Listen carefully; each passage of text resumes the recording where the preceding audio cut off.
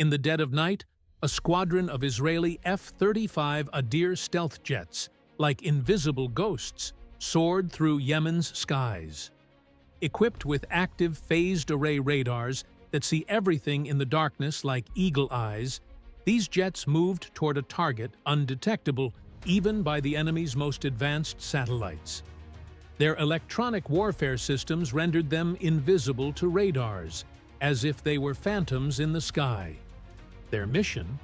To destroy a covert convoy believed to be carrying senior Houthi leaders, individuals long atop Tel Aviv's threat list, accused of orchestrating missile and drone attacks against Israel. Within minutes, the sky turned into a fiery inferno. GBU-39 bombs, known as small but deadly, struck their targets with sub-meter precision. Guided by laser and GPS technology, these bombs landed like a synchronized symphony, leaving no chance of escape. The convoy, consisting of armored SUVs, trucks equipped with jamming devices, and even logistical support vehicles, vanished from Israel's thermal imaging in the blink of an eye. This strike was not only a display of power, but also a clear message to Israel's enemies. No one, nowhere, is beyond our reach. But this operation wasn't limited to advanced jets and smart bombs. Behind this lightning strike was a vast, intricate network of espionage, technology, and artificial intelligence. Weeks before the attack, Mossad, Israel's legendary intelligence agency, in collaboration with military units, cyber teams, and data analysts worldwide, began monitoring suspicious activities in northern Yemen. What caught their attention was a subtle digital footprint, not a missile or drone, but unusual patterns in communications and financial transactions. Satellite imagery, precise enough to read a car's license plate from orbit, recorded unusual movements in Yemen's remote, mountainous regions. Encrypted signals transmitted through covert networks hinted at the planning of a major operation. Heron drones, equipped with advanced cameras and thermal sensors, tirelessly scanned every road, valley, and even the smallest movements. These drones not only tracked convoys, but also used facial recognition technology to verify the identities of key individuals from a distance. Meanwhile, AI-based signal intelligence systems analyzed encrypted messages and traced suspicious financial transfers between bank accounts in Lebanon, Iraq, and Yemen. These patterns matched the known behavior of senior Houthi leaders. The AI, like a digital detective, pieced together data like puzzle pieces, pinpointing the exact timing and route of the movements. When the convoy moved through a known escape route in the Sadeh Mountains, everything aligned with the intelligence profiles built by Mossad. This convoy became a red target, the highest priority for Israel's defense. The operation's coordination was flawless. Analysts, drone operators, field agents, and satellite technicians shared data in real time. Israel's command center didn't press the attack button until the target's authenticity was confirmed. This was an intelligence chess game, with every move planned with surgical precision. But as the F-35s approached their target, the Houthis finally sensed the danger. Too late. They scrambled to counterattack, launching missiles toward Israeli soil and even at the attacking jets. 3 launch sites in northern Yemen activated. 2 missiles aimed at Israeli cities and 1 directly at the F-35s. It was a desperate attempt to divert Israel's defenses and save the convoy. But Israel was prepared. The advanced Arrow 3 and David's Sling missile defense systems, like an impenetrable shield, obliterated the missiles mid-air. Upgraded in recent years to counter long-range and high-speed threats, these systems proved their worth, destroying the missiles before they could reach civilian areas. The third missile, aimed at the F-35, didn't even come close. The jet's electronic warfare systems, deploying heat decoys and jamming enemy guidance radars, caused the missile to explode in an empty area. The pilot didn't even need to change course. This moment showcased the true power of the F-35, a fighter that can strike with deadly precision and survive, like an invisible ghost, in a battlefield filled with threats. Yet, as the dust from the attack settled, a mystery remained. Was the senior Houthi leader truly killed in the strike? Heron drones scanned the area for hours with thermal sensors and advanced cameras, but no traces of human remains or clear evidence of the leader's presence were found. Instead, something more troubling was discovered: hidden tunnel entrances deep in Yemen's mountainous valleys. These tunnels, likely constructed with advanced Iranian engineering, are not mere hideouts. They are command centers, weapons depots, and escape routes, reinforced with layers of concrete designed to withstand conventional bombs like the GBU-39. Intelligence indicates that over the past year, Iran has been smuggling materials and technical equipment into Yemen via ships and seemingly civilian aircraft. These shipments, often disguised as humanitarian aid, were transported to the Sadeh Mountains and used to build this underground network. Reports suggest these tunnels are designed not only for concealment, but also for storing ballistic missiles, attack drones, and advanced communication systems.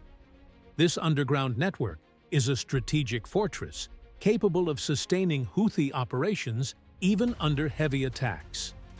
Now, Israel faces a new challenge: hunting the enemy underground. Drones and thermal imaging are no longer enough. Ground-penetrating radars, which can detect subterranean structures, may be the next step, but this technology requires more advanced tools and possibly the support of foreign partners. This is where Israel turned to its long-standing ally, the United States. A formal request was made to deploy the B-2 Spirit bomber, the only aircraft in the world capable of carrying the GBU-57 massive ordnance penetrator. This 13,600-kilogram bomb, known as the Bunker Buster, can penetrate up to 60 meters underground and reduce fortified tunnels to rubble. Designed to destroy deep underground bunkers, this bomb could obliterate the Houthi tunnel network, from command centers to weapons depots. The goal of this operation goes beyond a single hideout. It's a strategic strike to dismantle the Houthi operational brain and prevent the rebuilding of their network. But this request is not merely a military matter. It's a political decision with global implications. Deploying the B-2, rarely used in combat operations, sends a resolute message not only to the Houthis, but also to Iran and other regional players. No hideout is beyond our reach. This action could shift the balance of power in the Middle East, demonstrating that the US and Israel will not allow underground threats to proliferate. In the Pentagon, debates are heated. Some officials argue that more intelligence is needed to avoid unintended consequences, such as escalating tensions or retaliatory attacks. Others warn that every day of delay gives the Houthis and their Iranian backers time to reinforce their networks or prepare for new attacks. The potential scenarios are alarming. If the US does not act, these tunnels could become bases for future attacks, perhaps more advanced ballistic missiles, cyber attacks disrupting regional infrastructure, or covert operations smuggling weapons to other parts of the Middle East. But if the B-2 is deployed, it would deliver a devastating blow to the Houthis and send a clear message to Iran. Supporting proxy forces will come at a cost. Recent polls show that 58% of Americans support limited military action in the region, especially after the Houthi missile attack on an Israeli port last spring, which damaged civilian infrastructure and stirred public sentiment in both the US and Israel. That attack, which disrupted regional supply chains, demonstrated that the Houthi threat extends beyond Yemen. Meanwhile, Iran's shadow looms larger. New satellite imagery reveals Iranian cargo ships, operating under false names and disguised as humanitarian shipments, docking at Houthi-controlled ports in Yemen. These ships, often arriving under the cover of night, carry missile components, advanced drones, encrypted communication systems, and even radar equipment. Intelligence reports indicate that Iran has not only played a role in building the tunnels, but is also strengthening the Houthis' logistical networks for long-term operations. This tactic mirrors Iran's strategy in Lebanon and Iraq, where it armed proxy forces during periods of apparent calm. Evidence also suggests that new, deeper tunnels are being constructed in northern Yemen, likely designed to withstand bunker-buster bombs. These networks could serve as covert routes for moving weapons or preparing surprise attacks. The ceasefire announced earlier this year, which seemed to bring calm to the region, now appears to have been a smokescreen. Iran has used this opportunity to transfer weapons, train Houthi forces, and bolster underground infrastructure. Anxiety in the region is mounting. Saudi Arabia and the UAE, repeatedly targeted by Houthi missile and drone attacks, have requested more military assistance from the U.S. The 2019 Aramco attack, which disrupted Saudi oil production for weeks, remains fresh in the minds of Gulf leaders. The Gulf Cooperation Council has ramped up diplomatic pressure, demanding decisive action against Iran and its proxies. Rumors of unprecedented intelligence cooperation between Israel and these nations are growing. The Abraham Accords, which normalized relations between Israel and some Arab countries, have opened new doors for intelligence sharing. Reports indicate that Saudi drones and Israeli satellites have indirectly shared data on Houthi movements. This cooperation, once unimaginable, has become a strategic reality. The war has reached a dangerous and complex stage. Israel's strike on the Houthi convoy was merely a spark that ignited this smoldering fire. The real battle is now unfolding underground, where the enemy lurks in the shadows, preparing for the next strike.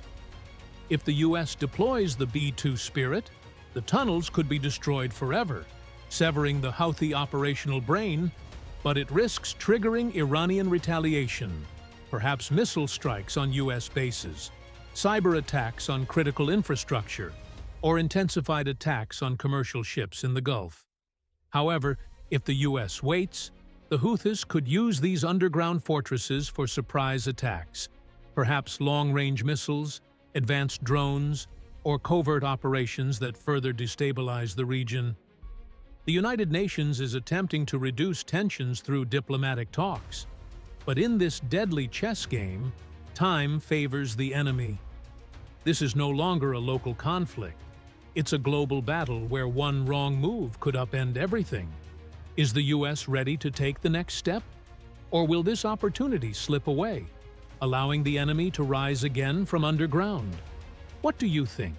Could this strike reshape the Middle East's dynamics? Or is it just a new chapter in an endless war? Share your thoughts in the comments, like, and subscribe for more stories from this hidden battle. Stay tuned for the next chapter.